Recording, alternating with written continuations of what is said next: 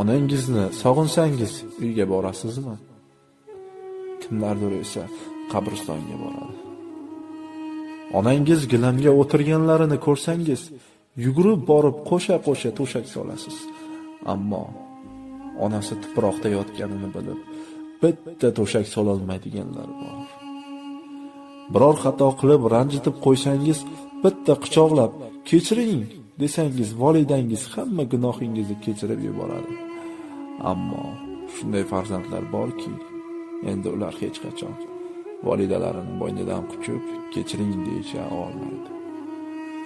Uyda yurasizmi, ko'chadami, balolardan asraguvchi bitta qalqoningiz, ya'ni onangizning duosi har doim siz bilan.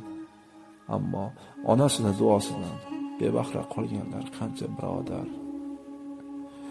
Uyga kech kirib borsangiz ham, yo'lingizda intizor bo'lib, ovqatingizni qayta-qayta isitib kutadigan onangiz bormilar? Shukr qiling, ko'chadan kech qaytsa, devordan sakrab hovliga kiradigan, oshxonaga kirib, bo'sh qozonni ko'radiganlar qancha do'stim. Qanchalik baxtli ekaningizni his qildingizmi? Shu baxtingizni ehtiyot qiling.